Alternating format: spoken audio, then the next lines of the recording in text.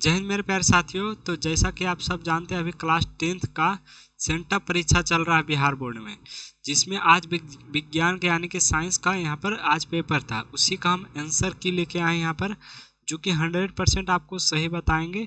तो आप मिलाइएगा कि आप जो बना के आए आप कितना परसेंट यहाँ पर बना के आए, और यहीं से आपको पता चल जाएगा हमारी बोर्ड के लिए तैयारी हुई है या नहीं।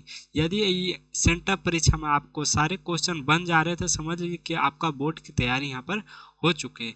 यदि नहीं बन रही है तो कोशिश कीजिए कि हम और भी पढ़ के यहाँ पर बनाने की कोशिश कीजिए, क्योंकि ये ही परीक्षा आपको डिसाइड करेगा कि आपको बोर्ड एग्जाम की तैयारी हुई है या नहीं। तो आगे बढ़ते हैं।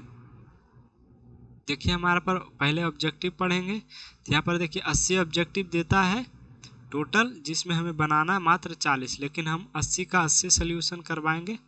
तो चलिए हम शुरू करते हैं। यहाँ पर देखिए हमारा पहला क्वेश्चन आता है। पहला क्वेश्चन ही फिजिक्स का है। किसी प्रकाश स्रोत के सामने एक गेंद को रखने पर उसकी छाया कैसी बनेगी। जैसा कि देखिए हमारा एक प्रकाश का स्रोत आ रहा है, उसके बीच में हम गेंद को रख दें, जो कि गेंद हमारा वृत्ताकार होता है, इसलिए उसकी छाया भी हमारा क्या बनेगा, वृत्ताकार बनेगा। दूसरा क्वेश्चन देखिए, समतल दर्पण द्वारा बना प्रतिबिंब होता है काल्पनिक। समतल दर्पण में हमेशा काल्पनिक प्रतिबिंब बनता और सीधा प्रतिबिंब बनता। काल्पनिक हमेशा सीधा प्रतिबिंब यहाँ पर होता है। आगे बढ़ते हैं।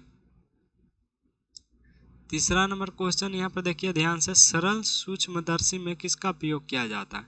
सरल सूक्ष्मदर्शी में यहाँ पर उत्तल लेंस का प्रयोग यहाँ पर किया जाता है, यानी कि माइक्रोस्कोप। चौथा नंबर क्वेश्चन देखिए, एक उत्तल लेंस की क्षमता 1 डायोप्टर है, तो उस लेंस की फोकस दूरी क्या होगी। यहाँ पर देखिए P बराबर दिया हुआ है 1 डायोप्टर। लेंस की क्षमता को P से डिनोट करते 1 डायोप्टर, और एक फॉर्मूला था फोकस दूरी का 1F बराबर 1/P, यानी कि 1/1, यानी कि 1 आया। लेकिन ये जो आया मीटर में आया, फोकस दूरी यहाँ पर मीटर में आया है, लेकिन हमें यहाँ पर देखिए ऑप्शन में मीटर कहीं नहीं दिख रहा था, इसलिए मीटर को सेंटीमीटर में बदलेंगे तो 1 मीटर बराबर होता है 100 सेंटीमीटर। अब यहाँ पर देखिए 100 माइनस होगा कि प्लस होगा, तो ध्यान से समझिए। फोकस यानी कि लेंस की क्षमता, जो भी लेंस होता है उत्तल लेंस, उसके फोकस दूरी धनात्मक यहाँ पर होती है, धनात्मक। उत्तल लेंस की फोकस दूरी यहाँ पर धनात्मक होती है, इसलिए इसका +100 ऑप्शन सी इसका सही आंसर हो जाएगा। आगे हम यहाँ पर बढ़ते हैं। पांचवा नंबर क्वेश्चन देखिए, पांचवा नंबर क्वेश्चन बहुत ही आसान क्वेश्चन है। निर्वात में प्रकाश की चाल याद रख लिए 3 × 10⁸ मीटर पर सेकेंड यहाँ पर होता है, बिल्कुल आसान क्वेश्चन। छठा नंबर क्वेश्चन देखिए, एक एंगस्ट्रॉन का मान होता है 10⁻−10। ये याद करने का चीज़ है, आप याद कर लीजिएगा। एक एंगस्ट्रॉन बराबर होता है 10⁻−10 मीटर। आगे बढ़ते हैं। सातवां नंबर क्वेश्चन यहाँ देखिए, फोटोग्राफी कैमरे का अभिदृश्यक लेंस होता है उत्तल लेंस। फोटोग्राफी यानी जो कैमरा होता है DSLR वगैरह, उसमें कौन सा लेंस होता है, उसमें उत्तल लेंस होता है। अभिदर्शक माने यहाँ पर जिसमें फोटो लेंस कैप्चर करता है, उसको कौन कैप्चर करे, क्योंकि दर्पण में, यहाँ दर्पण से कोई लेना देना नहीं है, यहाँ पर दर्पण से कोई लेना देना नहीं है, उत्तल लेंस का यहाँ पर प्रयोग किया जाता है। आगे देखिए, निम्नलिखित में किसका अपवर्तनांक सबसे कम होता है। पानी का। पानी का अपवर्तनांक सबसे कम होता है 1.33। कितना होता है, 1.3 से। और सबसे अधिक होता है यहाँ पर हीरा का। सबसे अधिक हमारा होता है हीरा का, जो कि होता है 2.42। क्या हमारा होता है 2.42। यहाँ पर हीरा का अपवर्तनांक याद रख लीजिएगा, यहाँ पर 2.42 होता है। आगे बढ़ते हैं।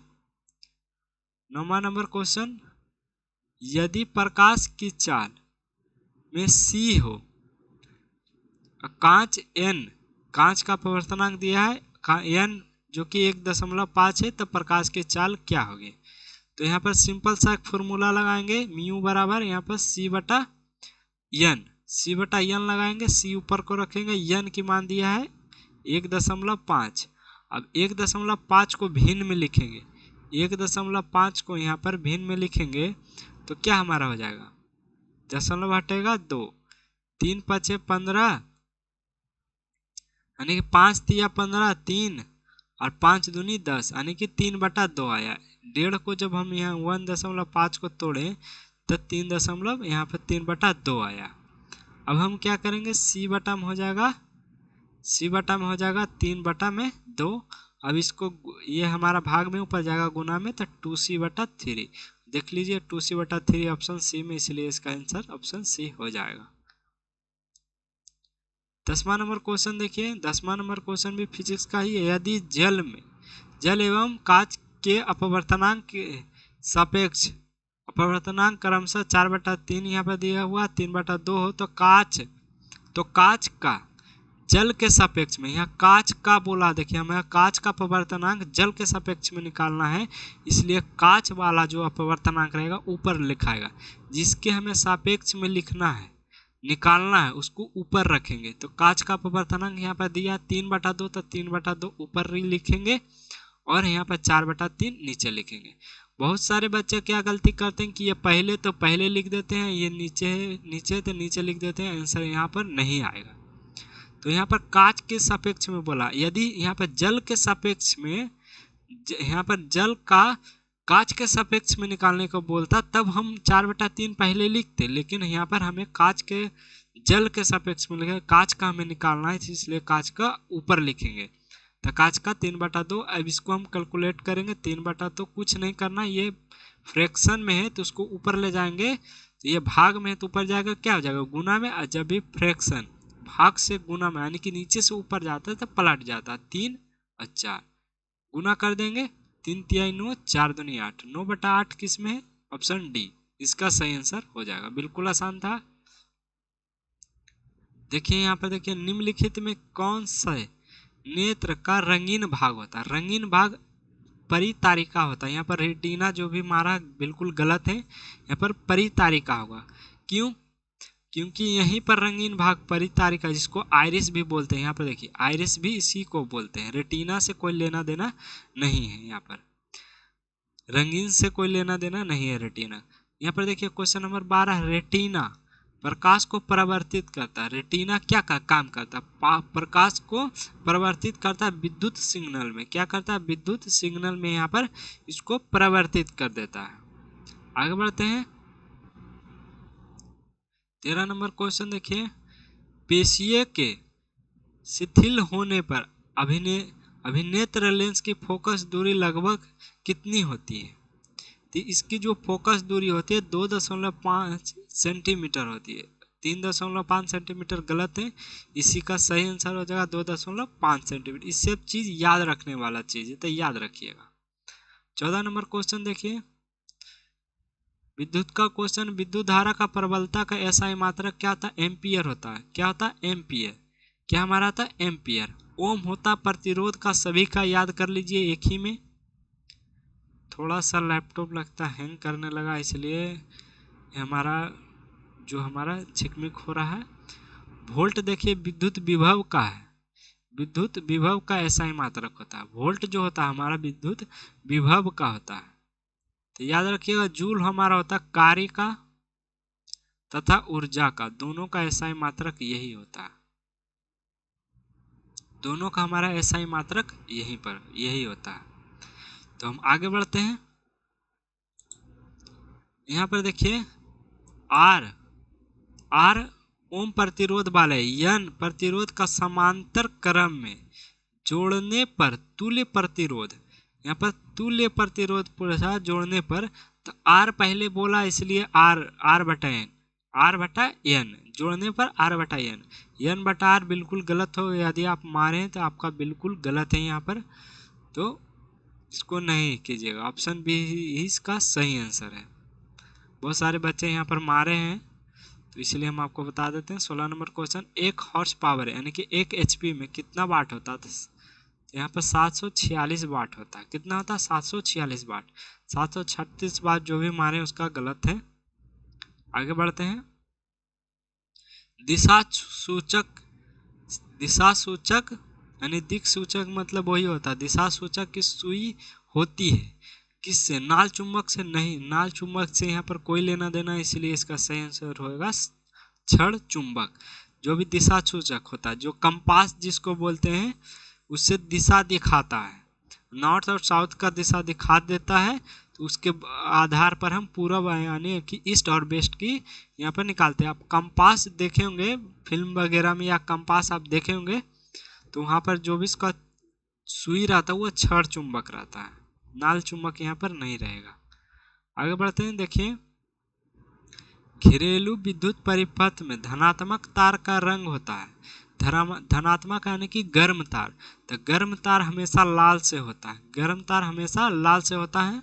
और जो अर्थ वायर होता है, आप देखे होंगे न्यूट्रल, जिसको बोलते हैं न्यूट्रल वायर, न्यूट्रल वायर वो हमारा काला होता है, जिसको उदासीन बोलते हैं, जिसको उदासीन यहाँ पर बोलते हैं।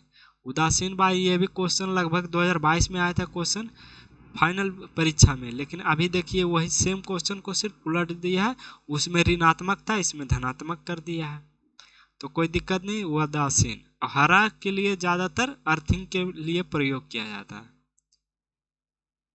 19 नंबर क्वेश्चन देखिए, चुंबकीय क्षेत्र रेखा होती है बंद वक्र, वो खुला वक्र नहीं होता है, आयताकार भी नहीं होती है, बिल्कुल गलत है। इसका सही आंसर हो जाएगा बंद वक्र। क्या हमारा हो जाएगा? बंद वक्र। आगे बढ़ते हैं, निम्नलिखित में कौन एसी मोटर के कुंडली के दोनों सिर पर होते हैं पूर्ण बलय? क्या होते हैं हमारा? पूर्ण बलय। एसी मोटर पे हमेशा हमेशा पूर्ण बलय यहाँ पर होती है। आगे बढ़ेंगे, 21 नंबर क्वेश्चन देखिए, चुंबक के भीतर, अंदर बोल रहा चुंबक के भीतर, यहाँ पर बाहर नहीं बोल रहा, चुंबक के भीतर क्षेत्र रेखाओं की दिशा यहाँ पर होगी, तो यहाँ पर क्या हो जाएगा? क्षेत्र हो जाएगी हमारा ऑप्शन ए। ये पहले बच्चा सही मारा था लेकिन उसको गलत करके, ऑप्शन सी तो बिल्कुल नहीं होगा, उत्तर से पूर्व बिल्कुल नहीं होगा। यहाँ पर सही आंसर हो जाएगा दक्षिणी ध्रुव से उत्तरी ध्रुव, यानी कि south pole to north pole, S to N. अब बाहर जस्ट इसका उल्टा होता है, एन टू साउथ, आपको पता होगा। आगे बढ़ेंगे,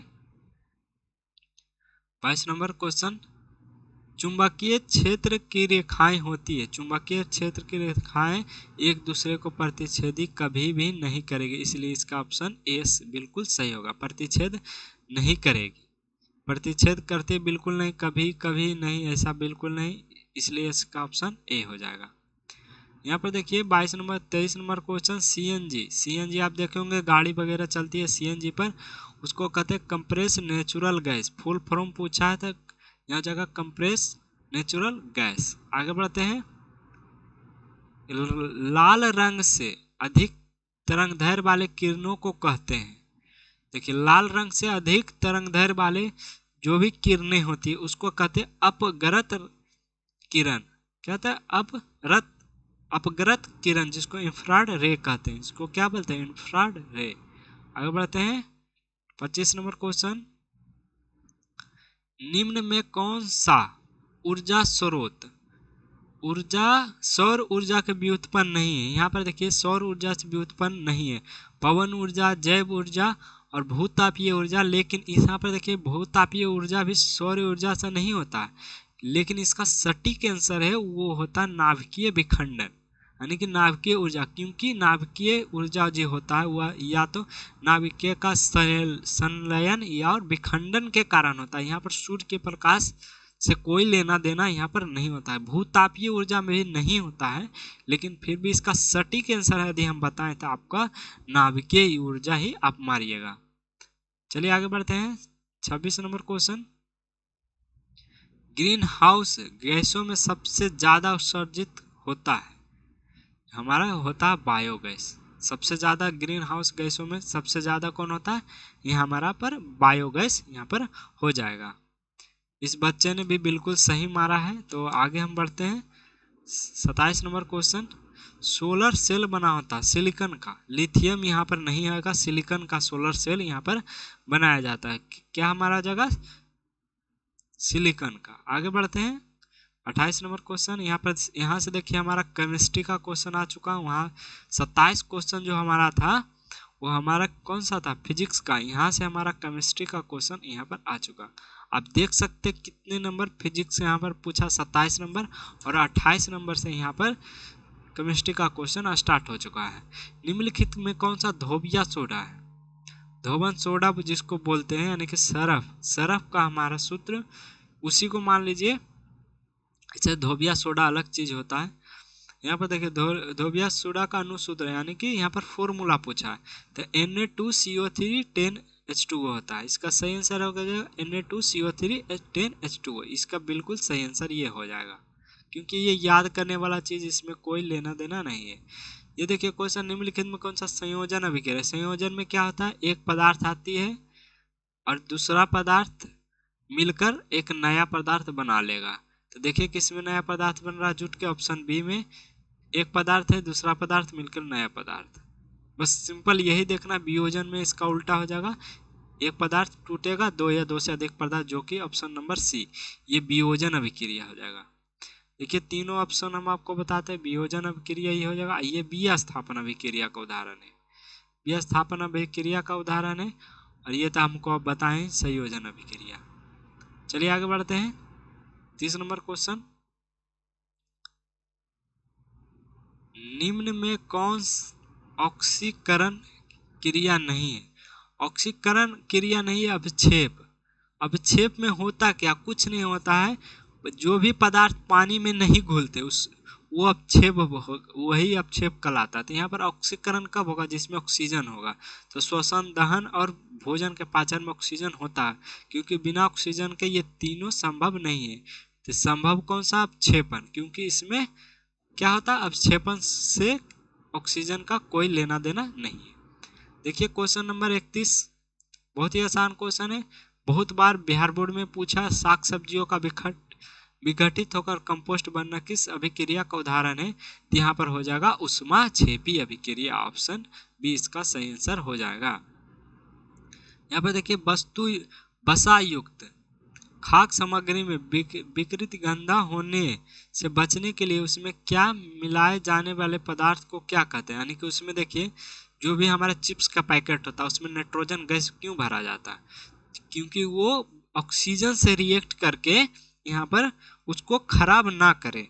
तो क्या होगा, प्रति उपचायक, यानी कि जो कि उपचायक होने से बचाए। तो प्रति उपचायक इसका सही आंसर हो जाएगा। आगे हम बढ़ेंगे। 33 नंबर क्वेश्चन देखिए, बिल्कुल बहुत ही आसान क्वेश्चन, विरंजक चूर्ण का रासायनिक सूत्र होता है। विरंजक चूर्ण का रासायनिक सूत्र CaOCl2 होता। ऑप्शन बी इसका सही आंसर होगा, Ca होता कली चूना का सूत्र। तो यहाँ पर उससे कोई लेना देना नहीं है। विरंजक चूर्ण को यानी कि ब्लीचिंग पाउडर जिसको हम बोलते हैं, जो कि सफाइयों में प्रयोग होता है। जहाँ भी आप देखेंगे छठ पूजा के समय तालाब में दिया जाता है। तो इसका आंसर हो जाएगा ऑप्शन बी। आगे बढ़ते हैं, हमारे पेट में कौन सा अम्ल पाया जाता है? हमारे पेट में कौन सा अम्ल यहाँ पर पाया जाता है? तो हमारा पेट में अम्ल पाया जाता है हाइड्रोक्लोरिक अम्ल, जिसका सूत्र होता है HCl। H2SO4 नहीं होता, क्योंकि ये रहेगा तो गला देगा तिलिस्म को। H2SO4 बहुत ही पावरफुल केमिकल यहाँ पर यानी कि एसिड होता है।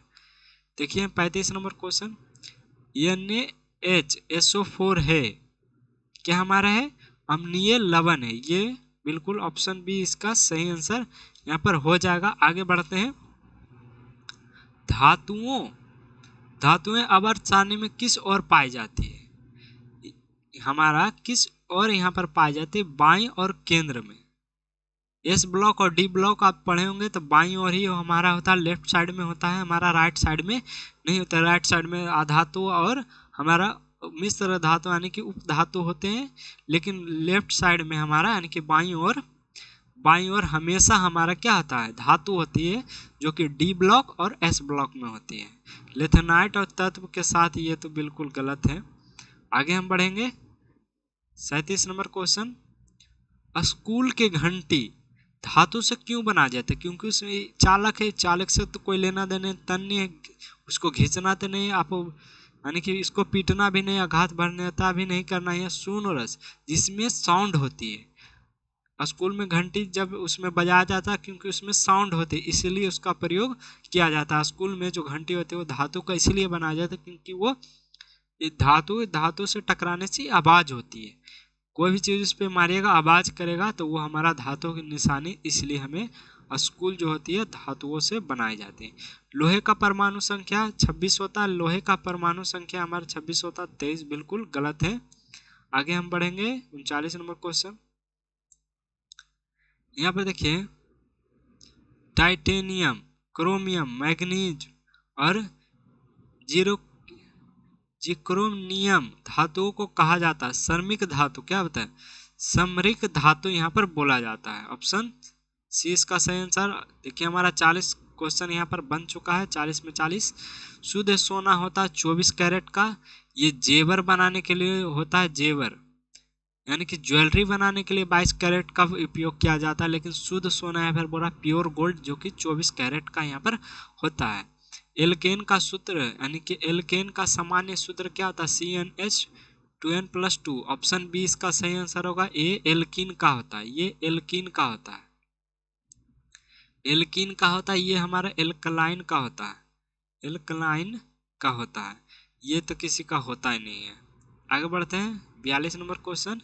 42 नंबर क्वेश्चन हमारा कह रहा है निम्नलिखित में कौन सी धातुओं को जोड़ने में प्रयुक्त किया जाता है, यानी कि कौन से ऐसे धातु जिसमें उसको जोड़ने में यहाँ पर प्रयुक्त किया जाता है, तो उसको जोड़ने में होता है, धातुओं को जोड़ने में प्रयुक्त किया जाता है इथाइन। क्या हमारा किया जाता है? इथाइन। अब देखिए 43 नंबर क्वेश्चन। उच्च वसा अम्लों में सोडियम लवण कहलाते हैं साबुन। उच्च वसा अम्लों के सोडियम लवण कहलाते हैं यहाँ पर साबुन।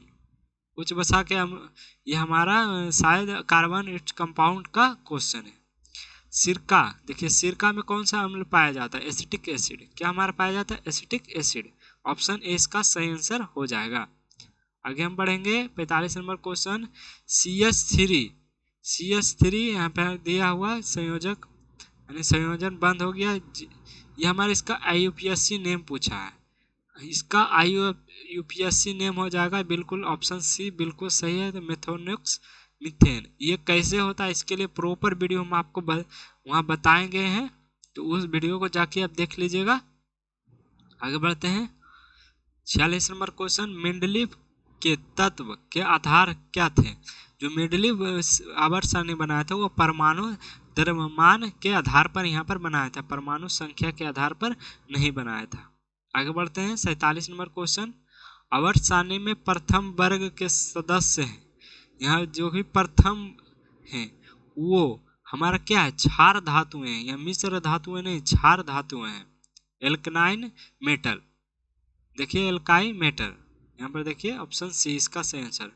ओजोन के एक अणु में ऑक्सीजन की परमाणु की संख्या ऑप्शन नंबर 3 यानी कि 3 इसका सही आंसर हो जाएगा। आवर्त सारणी के प्रत्येक आवर्तों के का अंतिम सदस्य क्या होता है? आवर्त सारणी आप देखेंगे सबसे अंतिम में होता है अकीरिय गैस।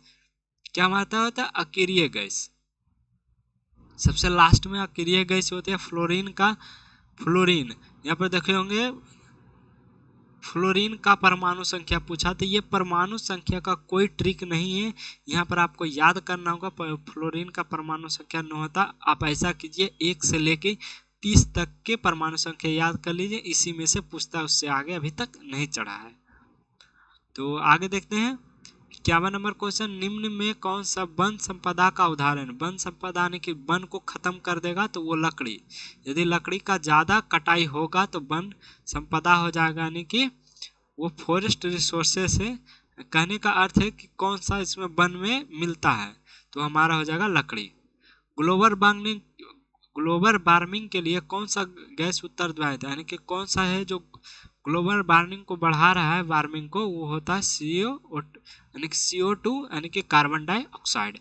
चिपको आंदोलन का मुख्य उद्देश्य यहाँ पर था वृक्षों का पेट यानी कि वृक्षों को काटने से रोकना, प्रदूषण रोकना बिल्कुल गलत हो जाएगा। वृक्षों को काटने से यहाँ पर रोका जाए, इसलिए यहाँ पर चिपको आंदोलन किया गया था। 54 नंबर क्वेश्चन देखिए। कोयला तथा पेट्रोलियम है, कोयला और पेट्रोलियम कौन सा यहाँ पर हमारा है? तो है जीवाश्म ईंधन। क्या हमारा है? जीवाश्म ईंधन।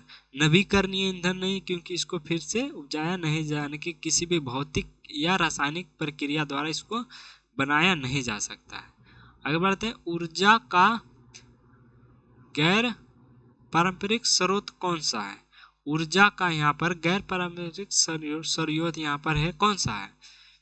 तो यहाँ पर हो जाएगा, इसका सही आंसर है पवन ऊर्जा। क्या हमारा हो जाएगा? पवन ऊर्जा, क्योंकि ये अनलिमिटेड है, बाकी सब खत्म हो सकता है लेकिन ये खत्म अभी तक नहीं होगा। ग्लूकोज के एक अणु में ऑक्सीजन के कितने परमाणु होते हैं? तो ग्लूकोज का सूत्र क्या था? C6H12O6। ऑक्सीजन का 6 परमाणु होता है, तो ऑप्शन नंबर सी हो जाएगा इसका सही आंसर।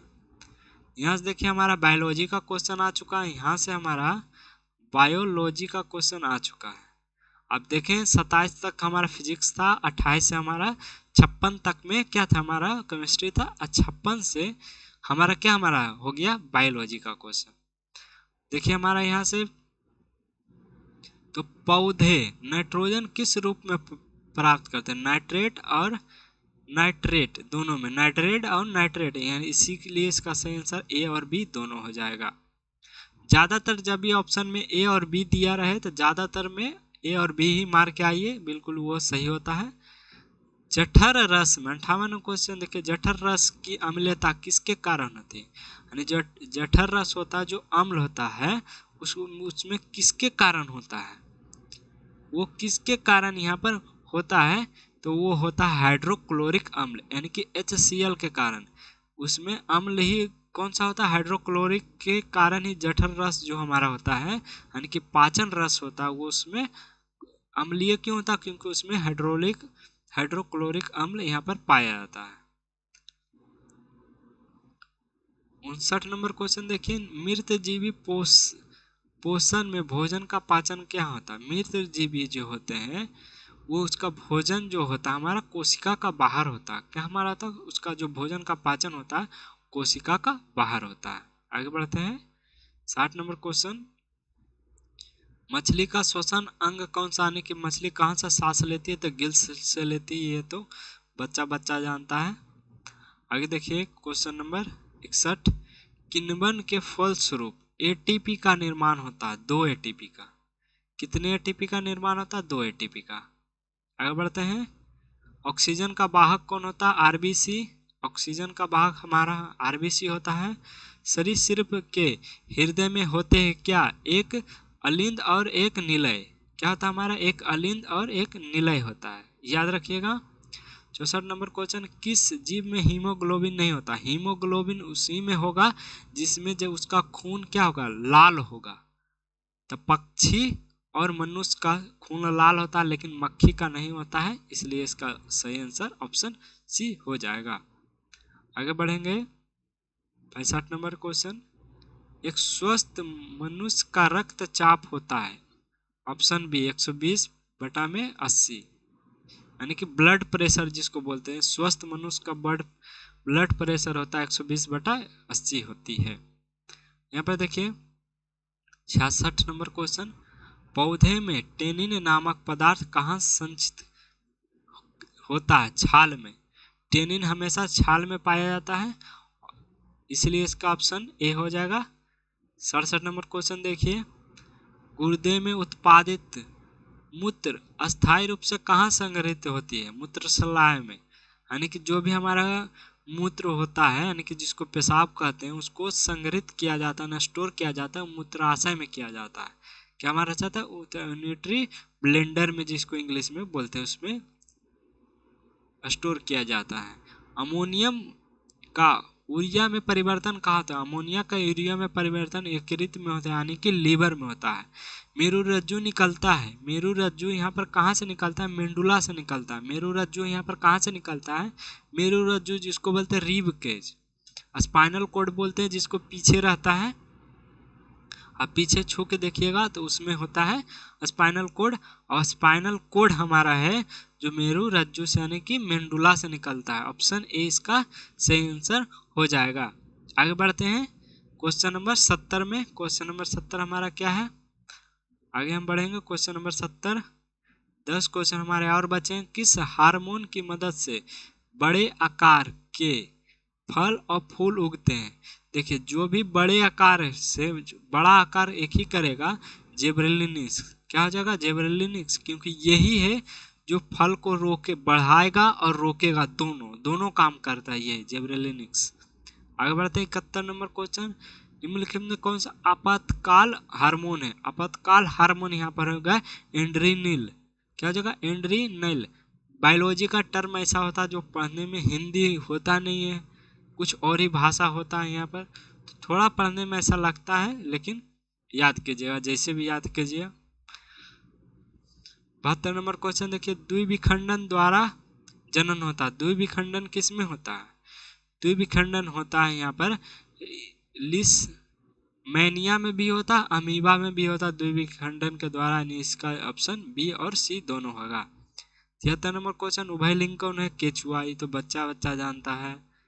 आगे देखिए 74 नंबर क्वेश्चन, निम्नलिखित में कौन सा मलेरिया परजीवी है? मलेरिया परजीवी यहाँ पर प्लाज्मोडियम है। हमारा मलेरिया परजीवी प्लाज्मोडियम है। डेंगू का जो डेंगू होता है वो हमेशा साफ पानी में रहता है। जो ये डेंगू होता है वो साफ पानी में है। बोलते कि गंदा पानी में मच्छर ज़्यादा पैदा होता, नहीं, साफ पानी में भी ज़्यादा स्टोर करके रखिएगा। साफ पानी में भी मलेरिया होता है, गंदा पानी में नहीं होता है। 76 नंबर क्वेश्चन देखिए, कीट के पंख और चमगादड़ किस तरह के अंग है? समावृत्ति। क्या आ जाएगा? समवृत्ति। यहाँ पर क्या आ जाएगा? समवृत्ति। आगे बढ़ते हैं 77 नंबर क्वेश्चन, मेंडल ने अपने प्रयोग के लिए कितने विकल्पी लक्षण में को अध्ययन यहाँ पर किया था? तो कितने किया था? तो 7 किया थे। कितने किए थे? 7 किए थे। मनुष्य का वैज्ञानिक ना होमोसेपियंस, देखिए ऑप्शन सी में है, होमोसेपियंस कहा जाता है, इसीलिए इसका सही आंसर क्या आ जाएगा? Option C. 69 नंबर क्वेश्चन, पुरुषों का लिंग गुणसूत्र होता है XY लड़का और XX लड़की। बिल्कुल आसान है। लास्ट क्वेश्चन हमारा देखिए, पर्यावरण दिवस मनाया जाता है 5 जून को, पर्यावरण दिवस बनाया जाता है। यहाँ पर बताइएगा 80 में 80 हम आपको बता चुके, 80 में आपका कितना सही गया एक बार जरूर बताइएगा। तो यहाँ पर देखिए खंड बी में हमारा लघु उत्तरीय प्रश्न है और दीर्घ उत्तरीय प्रश्न यानी कि सब्जेक्टिव क्वेश्चन है। यहाँ पर देखिए 8 क्वेश्चन दिया जिसमें 4 बनाना, ये सभी का आंसर आपको यदि जानना है तो आपके नोट्स में मिल जाएगा। नोट्स में, क्योंकि इसमें बताने में कोई फायदा नहीं, क्योंकि ये सब अपने शब्द में लिखा जाता है, किसी की कॉपी नहीं किया जा सकता। हम वाहनों में उत्तल को पक्ष दृष्टि देखने के लिए बढ़ता क्यों देते, यानी कि ज़्यादा क्यों उपयोग करते, जो साइड मिरर के विकल्प में क्यों उपयोग करते, ये कॉन्सेप्ट सेम है कि वो हमारा जो उत्तल दर्पण होता है वो हमारा छोटा प्रतिबिंब बनाता है, ताकि ज़्यादा से ज़्यादा गाड़ियों एक ही मिरर में यहाँ पर दिख जाता है, इसलिए होता है। अंतरिक्ष में अंतरिक्ष यात्रियों को नीला यानी आकाश काला क्यों दिखा जाता है? क्योंकि वहाँ पर प्रकाश का क्या होता है? विक्षेपण नहीं होता है। तो ये सारा चीज़ आपको लिखना है। नोट्स में आपको मिल जाएगा एम्पियर का परिभाषा वगैरह।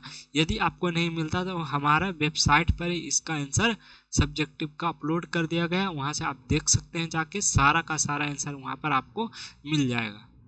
तो वेबसाइट का लिंक आपको डिस्क्रिप्शन में भी मिल जाएगा और हमारे अबाउट सेक्शन में भी यहाँ पर जो भी वेबसाइट का लिंक है वो दिया गया, उसमें जाके आप टाइप करके दे सकते हैं। बिल्कुल आसान था। आप ज़रूर बताइएगा कि आपका सेंटअप परीक्षा हमारा कैसा गया आपका।